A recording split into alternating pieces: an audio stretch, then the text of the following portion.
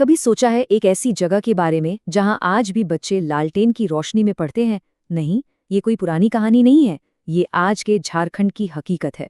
और इसी हकीकत को बदलने निकले हैं एक बिल्कुल साधारण से इंसान, ऋषिकेश पांडे। चलिए आज हम उनकी इस कमाल की कहानी को समझते हैं जिसने हजारों जिंदगियां बदल कर रख दी। ये जो शब्द है ना ऋषिकेश पांडे के, ये सीधे दिल में लगते हैं। हम पुरानी कहानियां सुनते थे कि बच्चे एक छत के नीचे लालटेन की रोशनी में पढ़ते थे। झारखंड में बच्चे आज भी वही जिंदगी जी रहे हैं। ये सिर्फ एक लाइन नहीं है, ये उस राज्य के एजुकेशन सिस्टम की वो कड़वी सच्चाई है जिसे बदलना बहुत बहुत जरूरी है। तो झारखंड की कहानी को देखें ना तो इसकी दो तस्वीरें दिखती हैं। एक तरफ है इस राज्य की जबरदस्त क्षमता और दूसरी तरफ एक बहुत गहरा एजुकेशन का संकट। इन दोनों तस्वीरों को समझना जरूरी है, तभी हम जान पाएंगे कि दांव पर आखिर लगा क्या है। जरा इस फर्क को देखिए। एक तरफ दुनिया 2026 तक स्पेस में छुट्टियां मनाने की प्लानिंग कर रही है और दूसरी तरफ झारखंड का एक गांव इस बात का जश्न मना रहा है कि उनके यहाँ से पहला इंजीनियर निकला है। ये जो गैप है ना, ग्लोबल तरक्की और जमीनी हकीकत के बीच, ये बिल्कुल साफ साफ दिखता है।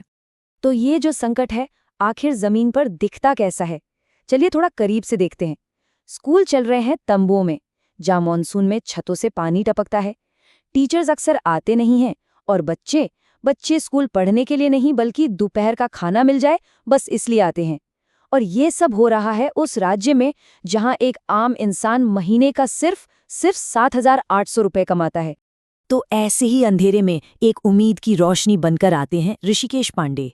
लेकिन पता है, उनकी कहानी की शुरुआत किसी बड़े विजन या सपने से नहीं हुई। इसकी शुरुआत हुई गहरे पर्सनल स्ट्रगल और अपमान से। आइए उनकी इस यात्रा को समझते हैं। उनकी जिंदगी का हर मोड़ एक लड़ाई थी। उनकी माँ ने हाथ से कपड़े सिलकर उन्हें पढ़ाया। जब कॉलेज पहुंचे तो अचानक एजुकेशन लोन कैंसिल हो गया। पढ़ाई बीच में ही छोड़नी पड़ी। अपमान का घोट भी पीना पड़ा जब अपने ही क्लासमेट्स को पिज्जा डिलीवर करना पड़ा। और फिर परिवार का कर्ज चुकाने के लिए महीने के सिर्फ 6,500 रुपए की चॉकलेट बेचने की नौकरी। और फिर एक रात, वो रात के 11 बज रहे थे, एक दुकानदार से डांट खाने के बाद वो अपनी स्कूटी पर ही फूट फूट कर रो पड़े। मन में बस एक सवाल घूम रहा था, जिंदगी ने मुझसे सब कुछ मांगा, मैंने अपना सब कुछ दिया, लेकिन बदले में मुझे मिला क्या? ये वो पल था जब वो इंसान पूरी तरह से टूट चुका था। लेकिन कहते हैं ना कि सबसे घने अंधेरे के बाद ही सुबह होती है। बस यही वो पल था जहां से एक पर्सनल स्ट्रगल ने एक बहुत बड़े मिशन का रूप ले लिया और यहीं से जन्म हुआ सेकंड स्कूल का। और फिर कहानी में एक ऐसा ट्विस्ट आया जिसकी शायद किसी ने उम्मीद भी नहीं की होगी। कुछ साल बाद उसी दुकानदार का फोन आया जिसने कभी उन्हें डांटा था। आज वो ऋषिकेश को अपने बच्चों के लिए एक हीरो, एक प्रेरणा बता रहा था। जहां कभी अपमान मिला था, आज वहां से सम्मान मिल रहा था। तो इसी सोच से, इसी अनुभव से जन्म हुआ सेकंड स्कूल का। देखिए, ये सिर्फ एक कोचिंग सेंटर नहीं है, ये एक उम्मीद है। ऋषिकेश और उनके भाई राजू दुबे ने इसे उन गरीब और मिडिल क्लास बच्चों के लिए शुरू किया जिनके सपनों के बीच में अक्सर पैसा आ जाता है। यहाँ उन्हें टॉप क्वालिटी की शिक्षा मिलती है, कई बार तो बिल्कुल मुफ्त।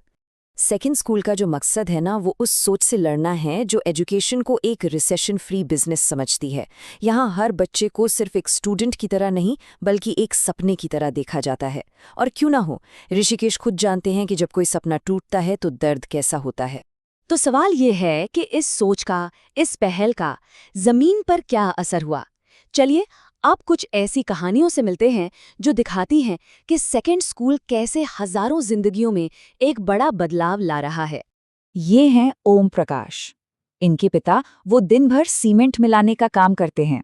अब जरा सोचिए, उस घर का बेटा आज इंडिया के टॉप केमिकल इंजीनियरिंग कॉलेजों में से एक में पढ़ रहा है।